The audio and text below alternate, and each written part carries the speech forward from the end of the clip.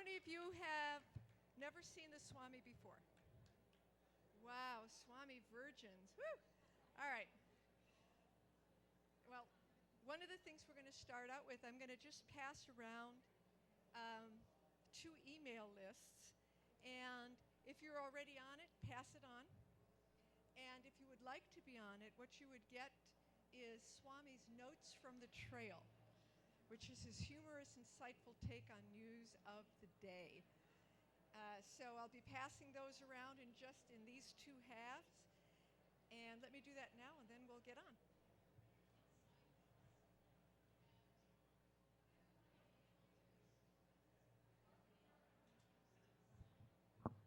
And on the email list, if you would note the city that you live in, we figure if you're in California, you don't have to note that. If you're visiting from another state, then just write the state down, and then your name and email. It's pretty obvious on the thing. It is truly once in many lifetimes that there comes a being so enlightened, so evolved, so pure, that the whole world is transformed. Well, we couldn't find anyone like that. But we do have Swami Beyondananda, that cross between Ram Dass and Haagen-Dazs. Chakra chip. This is a man who is truly deeper than Deepak. And roomier than Rumi. So now let us please welcome. Sometimes you got to take a stand. Let us please welcome the biggest name in comedy. Beyondananda alone is 12 letters. Please welcome that cosmic comic and that wise guy, Swami Beyondananda. Swami. All right. Hello, everybody. Oh, good. I'm curious, who's seen the Swami before? Okay, you're seeing him again. Who's seen the Swami before but don't remember? That is called Vujade. Vujade is something, it's actually when something actually happens, only you forgot. Okay, Vujade. It's great to be here, and you know what? We have no choice because no matter where we are always here, right? And it's always now. Who would like to be in the now more? Up, too late, already done. You want to be in the now, you have to be quick. But I predict living in the now will be the wave of the future. And time itself will become a thing of the past. Now, it's already happening. I don't know if you know this. The Nostalgia Channel has started doing reruns of the Today Show. They're calling it Yesterday. So if you missed today's Today Show today, you can catch today's Today tomorrow on Yesterday. Now, we are living in very, very interesting times. It has been predicted that a great shift will be taking place. And many people are asking, why is this shift happening to me? Well, because shift happens, and the shift has hit the fan. And so now, I mean, we had the great shift of the ages, wasn't it? There were people who were actually disappointed that the rapture didn't happen. I'm saying, hey, lighten up. It's not the end of the world.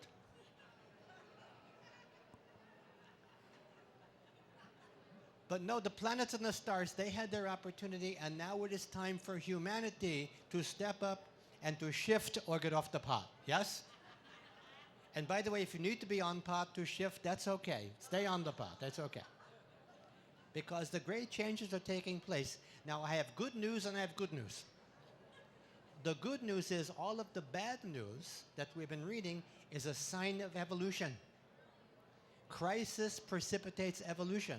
And if you look at all of the crises happening in the world, Chances of precipitation are about 100%.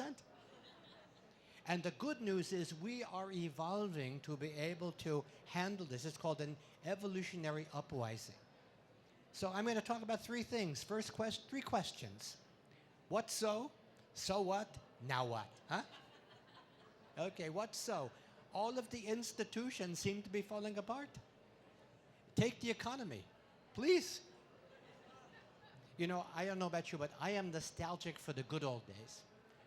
Remember the good old days when people robbed banks? Remember that? The opposite now.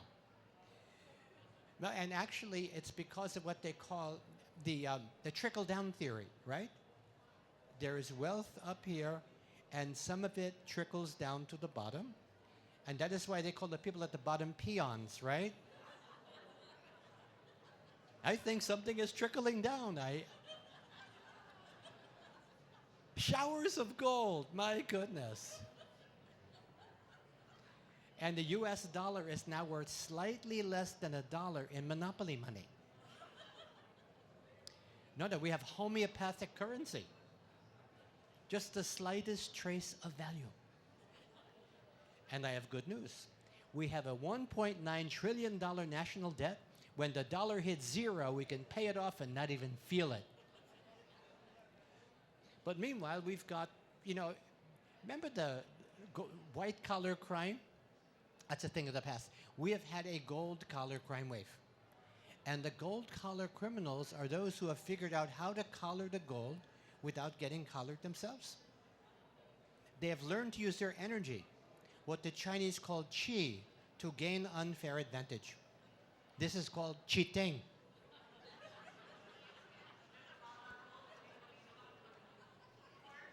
So the economic system, okay, that's the bad news. The good news is that together we can weave a web of mass construction to turn the funk into function and leave the junk at the junction. That's the good news. All of our other systems, our political system, you know what? We have a deeply divided body politic. Half the population believes our elections are broken. The other half believe that they're fixed.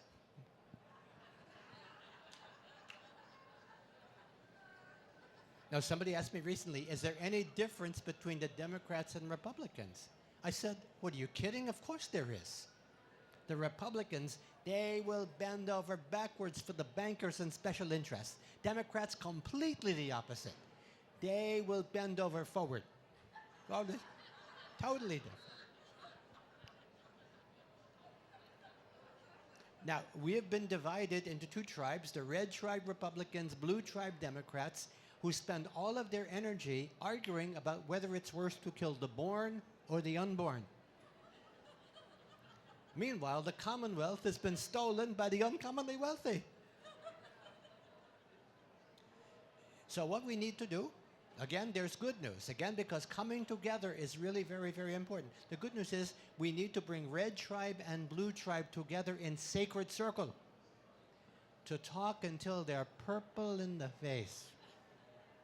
Because only by standing together as one purple people will the peeps outnumber the perps. All the institutions, the education institution. Somebody asked me recently, and people sometimes ask me questions. I could tell that they're serious. And this was a woman, she was very concerned that her preteen child would become sexually active too early.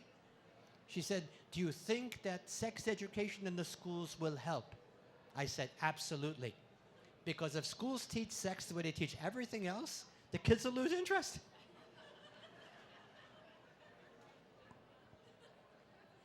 Then we have the healthcare system, unhealthy and uncaring. And so much of it is run, let's face it, by the drug companies. Actually inventing illnesses so that they could prescribe drugs. Restless leg syndrome. They should do what they did in the old days. Get a helper humping dog. Works much better.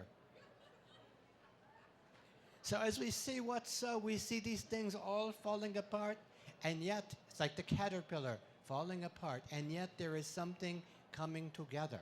And this is an understanding that we are each and all cells in the body of a superorganism called humanity. You know, our cells actually have the right idea. They may be smarter than we are. We have 50 trillion cells under our skin. They live in community. They cooperate. We have universal health care, full employment, no cell left behind. And the organs get along with each other. You never read about the liver invading the pancreas, demanding the islets of Langerhans. It just doesn't happen. So as we become as smart as ourselves, we realize that we are all one with the same one, the universal oneness. The universe has us surrounded. Might as well surrender. Surrender to the power of love. Love is everywhere. Come up with your hands out. That's called leverage. Yeah. Now, of course, there's many, many things countering that. You know, we still have the, you know, after 9/11, fear gnomes, little gnomes of gnawing fear were released into the mainstream, making us susceptible to mad cowboy disease. Truth decay. Irony deficiency. And, of course, as we look at what the economy is like, deficit inattention disorder. So what we have to do to overcome the fear is to remember that love is more powerful than fear. Otherwise, we'd be singing, all you need is fear. He fears you, yeah, yeah, yeah. Now we're not singing that, and that's good. So we are recognizing that this great time of upheaval, not to mention downheaval, because let's face it, compared to downheaval, upheaval is a lesser of two heavals. People are consulting the great mystics on the planet. Now, there are two kinds of mystics in the world, the optimistics and the pessimistics. Now, the pessimistics, they believe they're more in touch with reality, but the optimistics are happier and live longer. The pessimists are telling us, the sky is falling, the sky is falling. The optimists say, no, it only looks that way because we're ascending. And you know what the best way to ascend? This is so what? This is so what can we do about it? The best way to ascend is through levity. Levity is what will help you overcome gravity. Folks, gravity is a downer. Levity will lift you up. And that's why I always have my power animal and spirit guide with me. Bullwinkle. No, I'll tell you why. No matter what your problem is, if you channel Bullwinkle to tell people your problems, it sounds funnier. Yeah. Well, let's say you lost your job and you have no money. Channel Bullwinkle. I just lost my job and I have no money. Funnier, right? So I'm wearing my Musafix tonight. No, seriously. I know I play no favorites. I have a squirrel of David at home, okay? But no, seriously, Jesus came to me in a dream. He asked me to wear this. I said, why? What does it mean? He says, it means for Christ's sake, lighten up.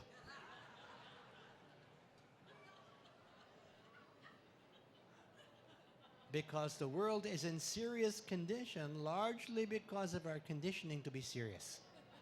Seriously. The average child laughs 150 times a day. The average adult, 15 times a day. Do the math. Do the aftermath. And it's all because of a substance called psyllium. Children's giggles are filled with psyllium. They help us rise. They're like helium. They're healing. They're silly and they're healing. They're psyllium. We have to be able to be silly these days, I'm telling you. And that's why Bullwinkle is such a loyal companion to me. You'll be hearing from him later. Now, I'm curious, how many seekers of wisdom do we have with us tonight? Seekers of wisdom. Okay, well, as you know, there's a seeker born every minute and two to take him along the path. Yes, it's not easy being on the path. If you're on the path these days, you have to watch very carefully where you step. No, I'm writing a new book about being on the path. It's called Looking Out for Number 2. Right? Oh, everything is perfection. Great. This is dog perfection, I think. Yeah. Now listen, you have a whole world of people looking out for number 1. There's going to be plenty of number 2, right? Now I have to confess to you, I too was a seeker of wisdom. In fact, I tried so many spiritual paths, I was pathological. I expanded my mind so much I couldn't fit through my door. Had to go to a shrink. No. I was addicted to spirit. I was hitting the source pretty hard in those days, yeah. Of course, I'm recovered now. I'm curious, has anybody ever been to a codependency group? Anybody? Oh, good. Well, I thought about going, but I couldn't find anyone to go with. But when I did go, I discovered that I am addicted to chocolate. So not only am I codependent, I am cocoa-dependent.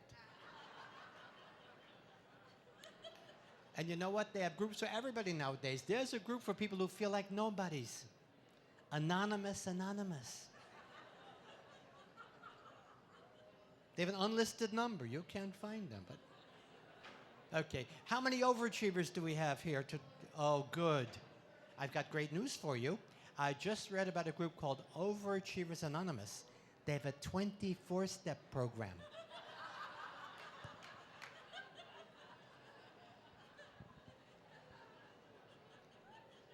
Now, I think I discovered what has to be the ultimate of all the recovery groups.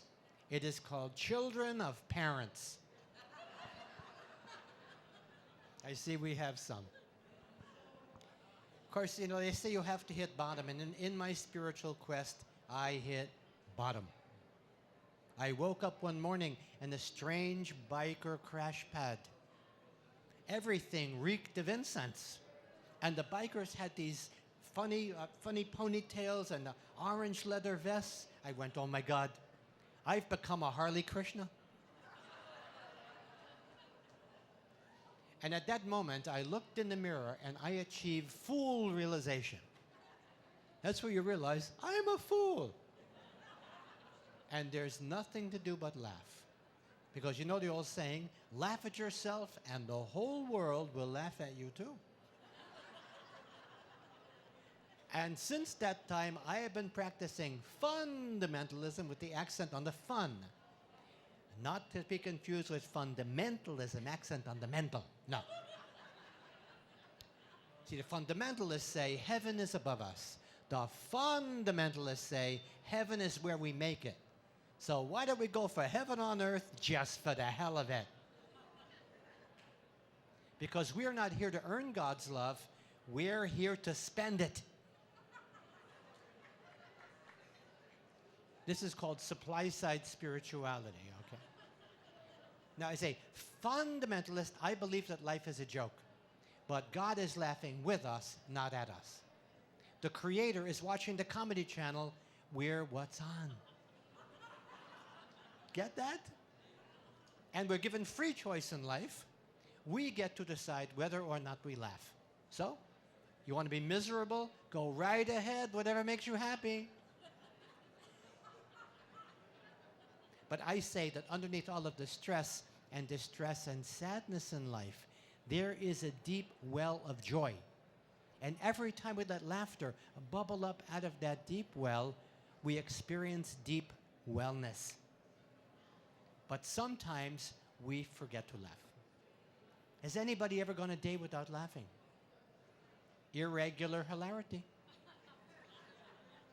You need a good laxative every day.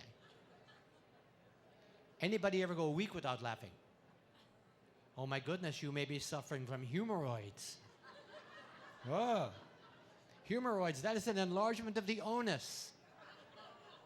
Where you feel so much responsibility, the only thing you're ever able to pass is heavy judgments. No.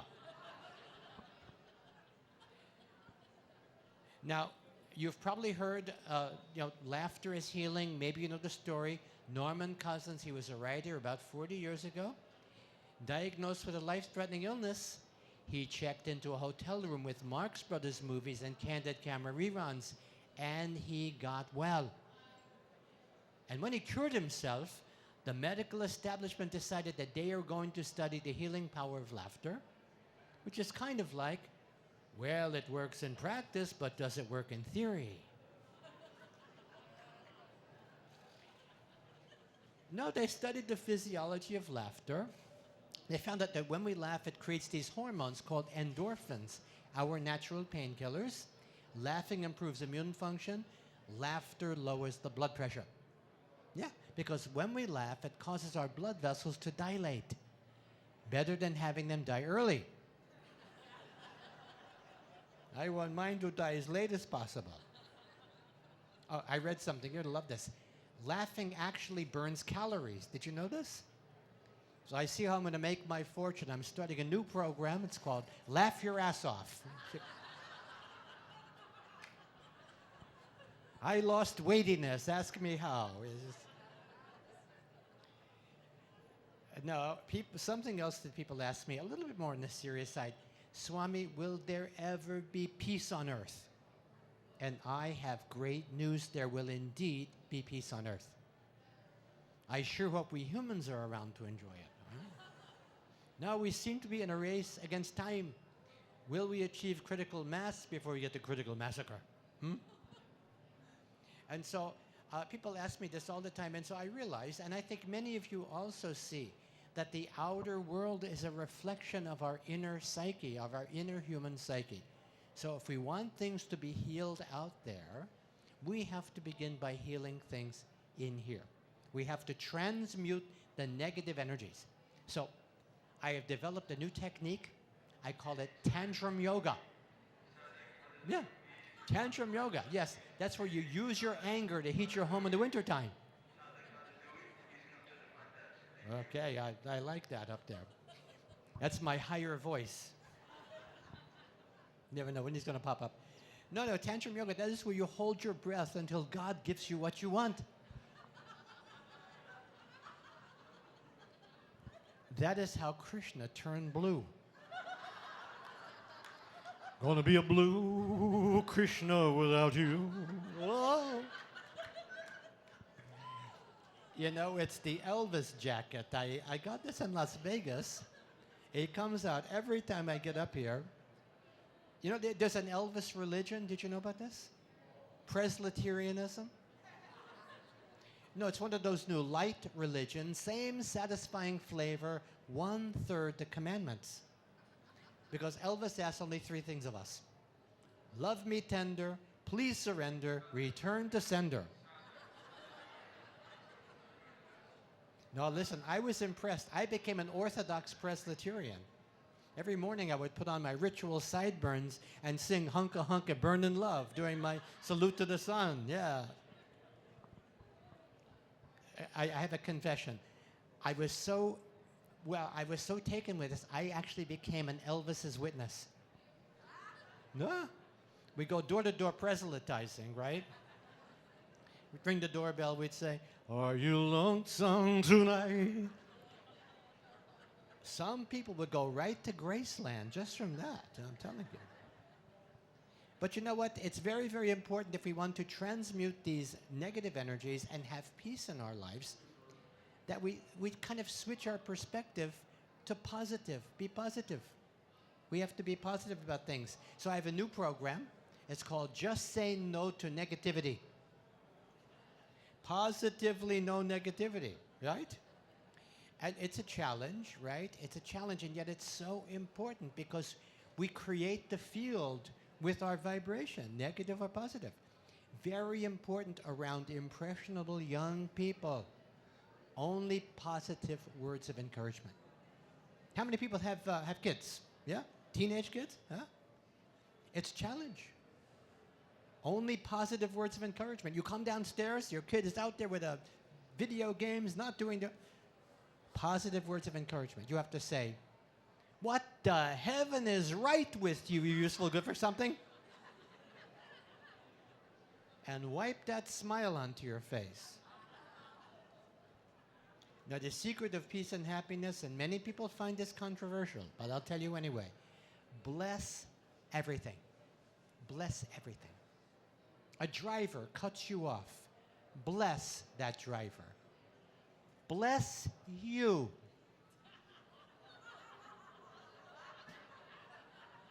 Bless you too. Go bless yourself. Listen, this works. It absolutely works. I tried it the other day. Driver gave me half of a peace sign. Okay? It works. The other thing about being peaceful, we have to monitor our language. Yeah, because we are so been used to being ruled by the lowest common denominator that we have only war language that we use. Who remembers the war on poverty? Remember that? Well, it's all over. The poor people surrendered. Now we have the war on drugs. I have a better idea. Improve reality. It's cheaper. And the real issue, by the way, is legalizing hemp. Marijuana is just a smokescreen, okay? And yes, to answer your question, I tried it once, but I didn't exhale. Now we have a beautiful national anthem, and yet maybe it's time that we stopped affirming bombs bursting in air. And what's with these ramparts? Ramparts is very perverse as far as I'm concerned. I do not want to be watching ramparts, especially if they're gallantly gleaming. No, none of that. I avert my eyes.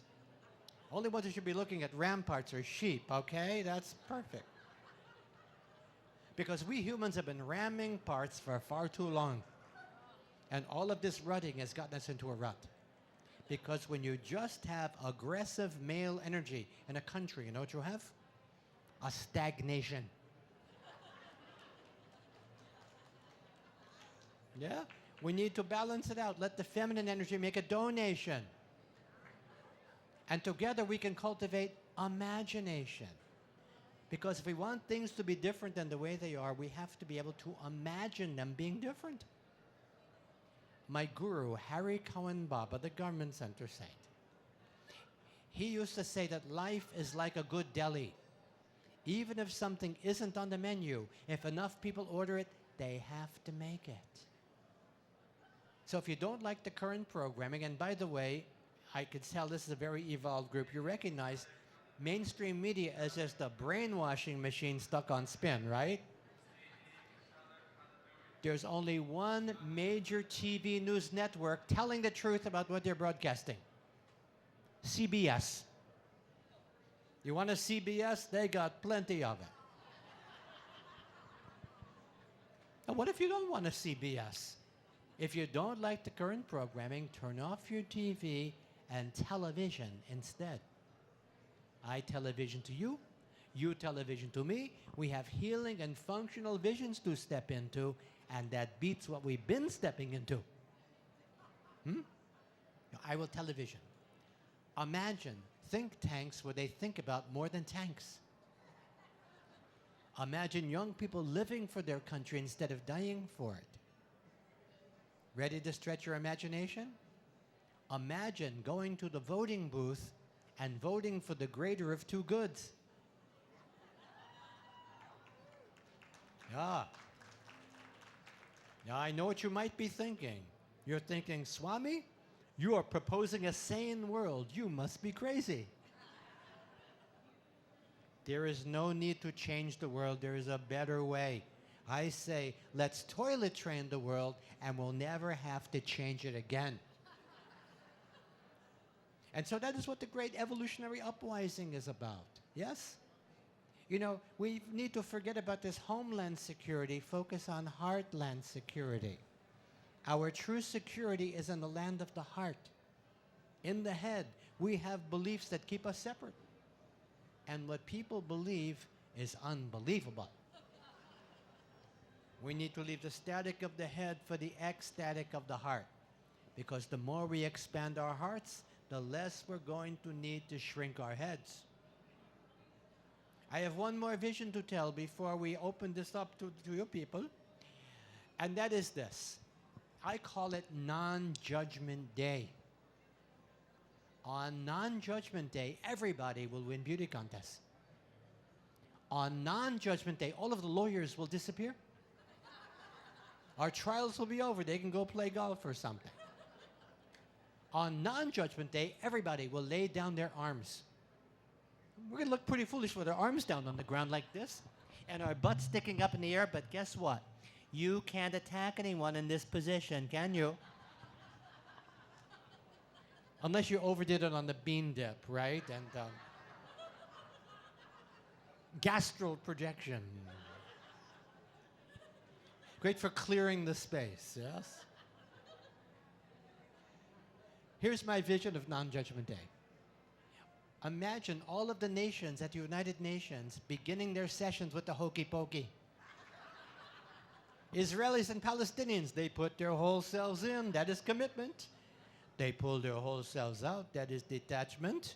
They turn themselves around, that is transformation, and that's what it's all about.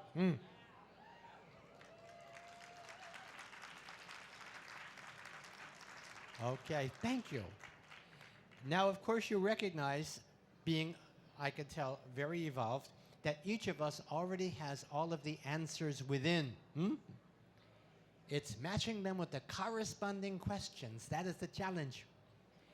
So if you have an answerable question for the Swami will have a questionable answer for you. Okay.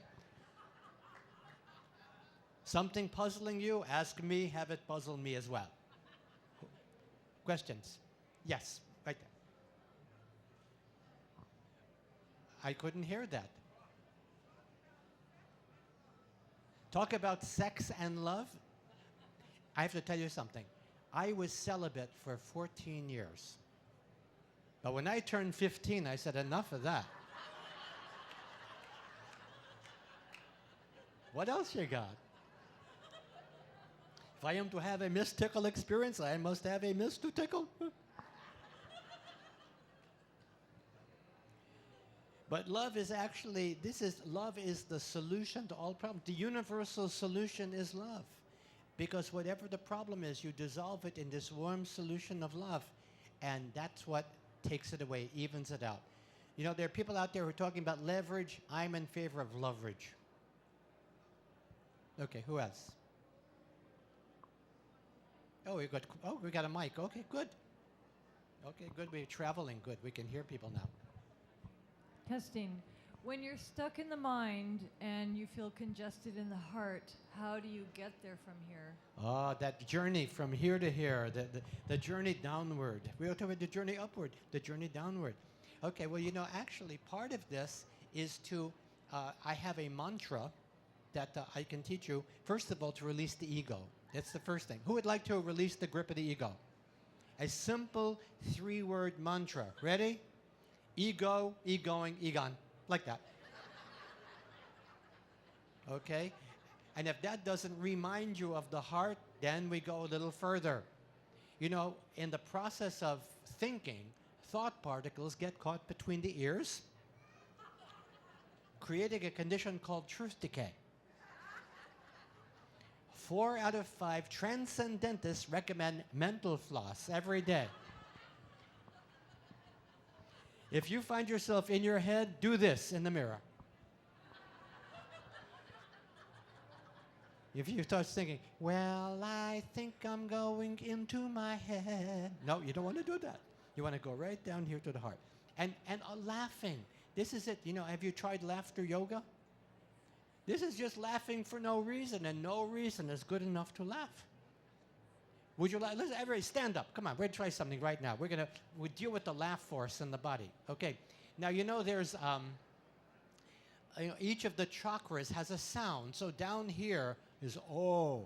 Up here in the heart is Ah. Up here is E, okay? Now we put a H in front of the vowel sound, we have laughter. We have belly laughter down here. Ho, ho, ho. On the heart, hearty laughter, ha, ha, ha. And little baby laughter, he, he. Okay, so we're going to start down here. We're going to work our way up and down. Okay, the vowel sounds. Okay. Ho, ho, ho. Ha, ha, ha. He.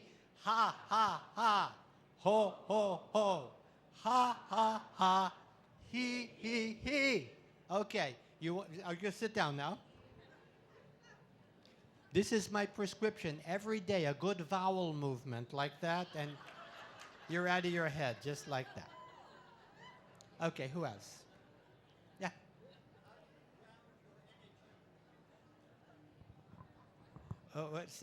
Speak it in there so we can record. How can I ground my energy? Oh, how can you ground your energy? Well, where would you like to grind it? I would say that you kind of lay face down in the sand and just keep burrowing. I think that would get you there. Is connecting with the earth. Yes, very, very important. Who else? I'm surely, oh yes, there's one.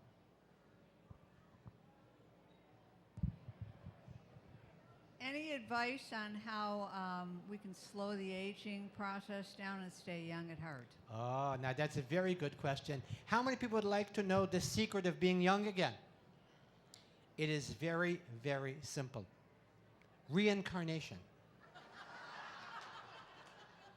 I feel like a new baby. Yeah, that's right.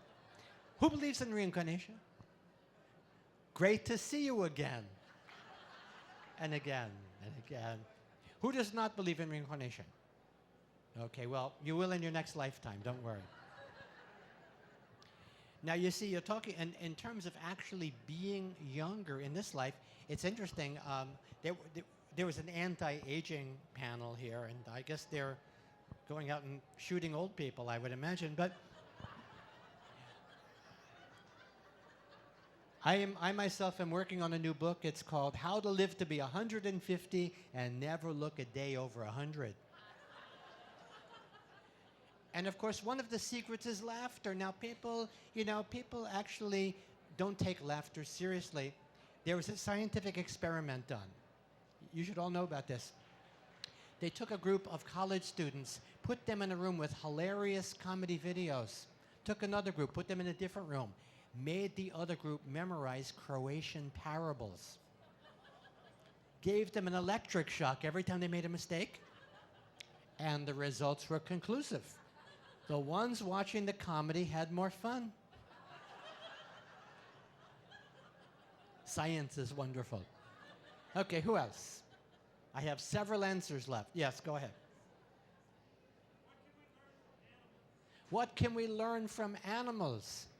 You know, I think isn't it very interesting that over the past several years on the internet, the thing that's become most popular are these animal videos of animals being friends, interspecies friends, and all of that. And I think that what really has happened in our so-called civilization, that the rule of gold has so overruled the golden rule, and the machine has become so present and so prominent that we've had to look to animals for our humanity. Does that make sense? I mean, dogs are just natural. They're so wonderful. Love Potion K9, it's fabulous. I did a teaching called Teach Your Dog to Heal, because dogs are natural healers.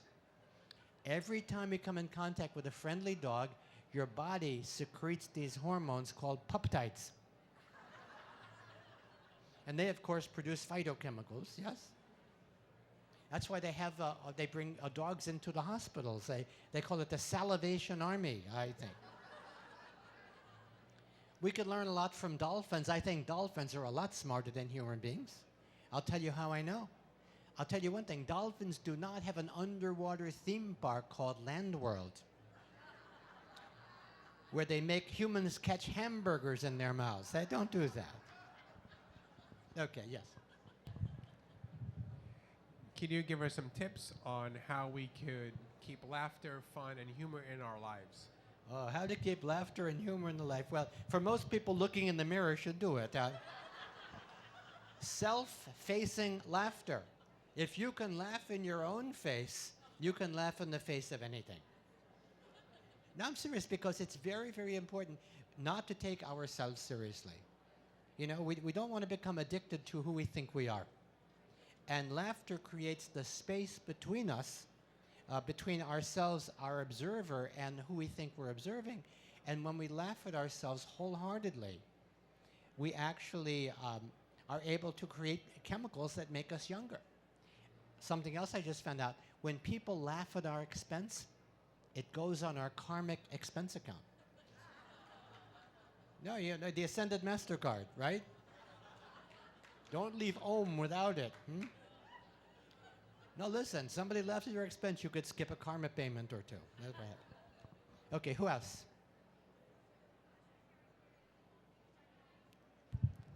And thanks for being upfront with me. I appreciate that.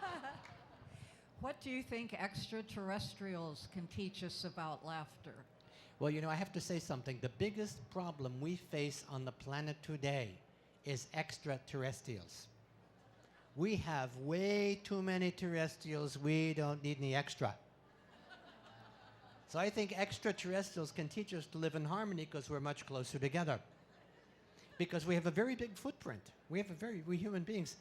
So of course I'm shrinking my footprint, wearing smaller shoes. You know, people ask me about global warming. How many people believe global warming is real? People ask me this all the time. I want to put the idea to rest forever. I travel in the future a lot. I just got back from a trip to the future. I had a fabulous vacation, spent a week in tropic Canada. So we are going to be, with extraterrestrials, we're being very, very cramped up. So I think I have the answer to all of this. Multiple personalities. Oh, I read about a man who has 10 personalities. 10 personalities in one body. I'm thinking, now that's efficiency. If we had more people like that, we'd need fewer people. Now, if you're talking about the beings from other planets, I'm curious, who believes are being visited by beings from other planets? How many of you are beings from other planets? Who believes are being experimented on? You know, I happen to agree. From what I understand, they are very much like we are. They'd like to experiment on less evolved life forms. So they're using us to test their cosmetics, apparently. We on your tab? Okay, who else? Oh, don't make me start channeling, please. What is the key to the universe? I read a new book called Ventriloquism Without Dummies, and what? What is the key to the universe? The key to the universe. Well, of course, we all know that there's bad news and there's good news. The bad news is there's no key to the universe. The good news, it's been left unlocked. Okay. I love competition. In fact, if it was a band, I could sing with it. Yes. What is the open secret? This is one of those, what they call, I don't know. I don't know. That's how open it is. It's so open, I can't even find it. And you know what? I'm proud to say I don't know, because we are in very interesting times facing the unknown. And in facing the unknown, what better way to do it than by not knowing? I don't know. I'm ready for the unknown. And see, that's what I love about the Dalai Lama, because the Dalai Lama is not afraid to say, I don't know. He's being interviewed by a very serious Buddhist scholar, and for every other question, Dalai Lama's answer is, I don't know. Don't you love that? Such self-esteem. Of course, then I start thinking, what does the Dalai Lama not know that I don't not know?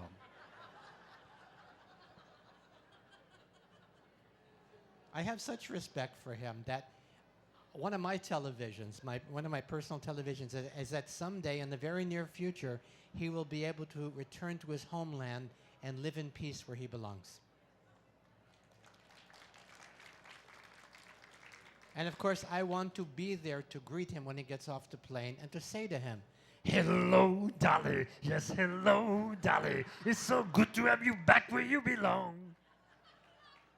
Could happen. Okay, who else? Yeah. Swami, you've been busy writing books and making some CDs. Can you share with us what are the differences of some of the books and some of the CDs you have? Oh, what's the difference? Well, it's actually all of my CDs are exactly the same. We just have different covers on them. Marketing, they tell me. No, we have, let's see, we have Beyondananda and Beyond on the healing power of humor. We have Supreme Court Jester, which is a little bit more political. We have Drive Your Karma, Curb Your Dogma. And of course, we have Don't Squeeze the Shaman, featuring the Guru rap song, G-U-R-U. Okay. Get all your funny ideas from? Where do I get all my funny ideas from? By the way, all of my material comes from the material world. People say, how can you make comedy about politics? Well, it's simple. There's something funny going on.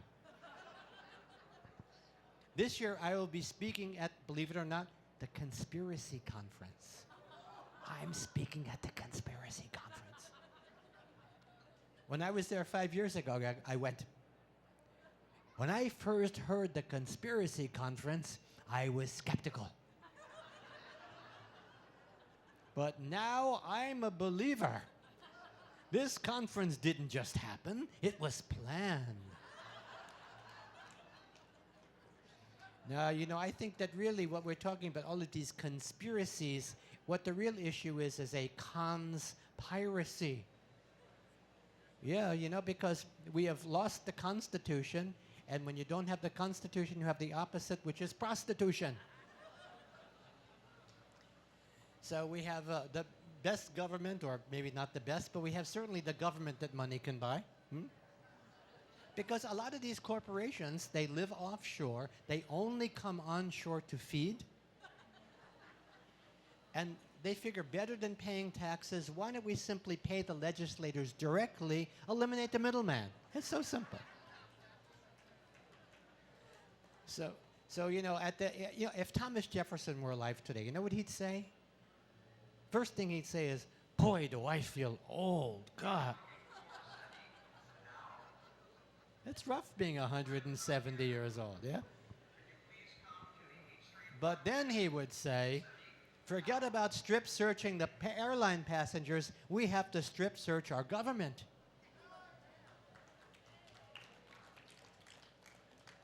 Because what we really need, you know, 4 years ago, we thought we had political climate change. We voted for a new president, Barack Hussein Obama, and it was great. Finally, America could say, we have a President Hussein. But the hopium has worn off. And what we need now is a new precedent. Government of the people, by the people, for the people, where the government does our bidding, not the bidding of the highest bidder.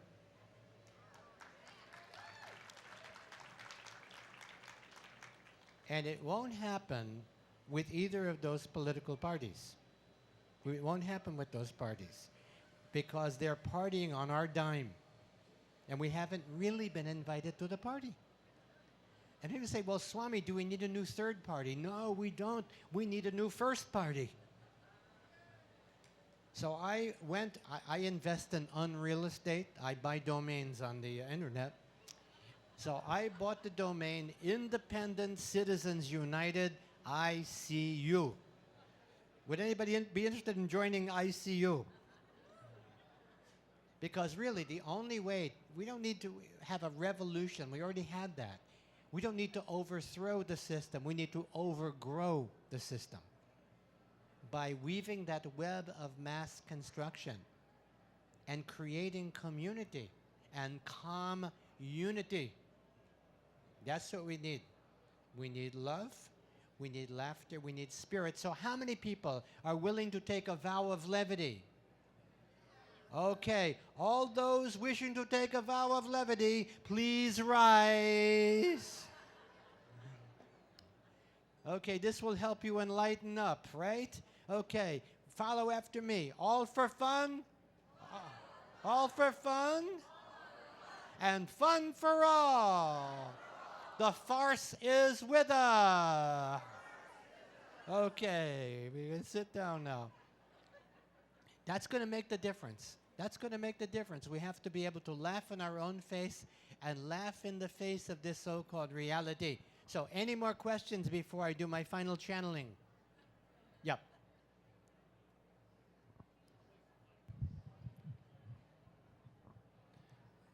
It can be a challenge being a spiritual person in things like traffic and things like that, stressful places. How can I be instead of just a human being, be a humor being like you? Oh, well, hold on. We have an emergency. Somebody wants to emergency. Yes, an emergency. I'm looking for someone named Sadiq Hadaw. Is there anyone in this room? No, Sadiq Hadaw.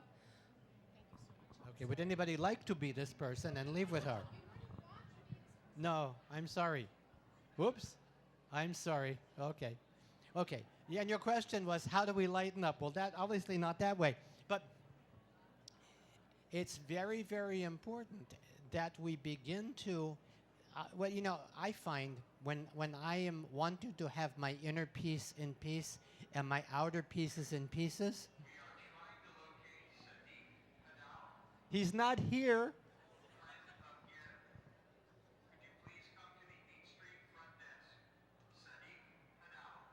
Oh, I'm sorry.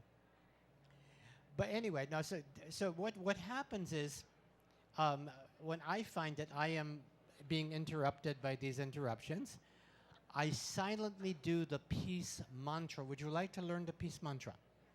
Whatever it is that has your peace out of peace, here's what you do. Ready? Goes like this. Ah, peace on it. Say that with me, please. Ah, peace on it. There you go. Okay. Now, I know that people have been asking for this, even though nobody has actually asked for it. Would you like to hear some more from Bullwinkle? Okay. Now, you may know that Bullwinkle was a very successful cartoon moose, kind of defined the genre. But he secretly wanted to be a great singer like Elvis. So if you wish, I will channel Bullwinkle channeling Elvis for you. Is that okay? Well, since my baby left me, I found a new place to dwell. It's down the lonely street, it's Heartbreak Hotel. And they be so lonely, and they be so lonely, and they be so lonely they could die. Well, of course, thank you.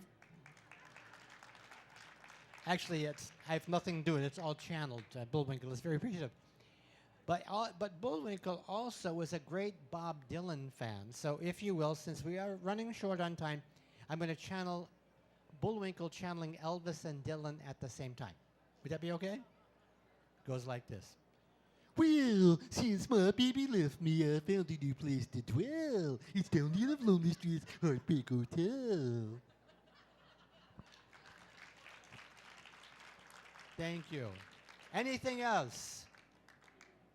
Well, in that case, I want to leave you with this. You know, we've talked about the healing power of humor. I read something that's truly amazing. Somebody asked about sexuality.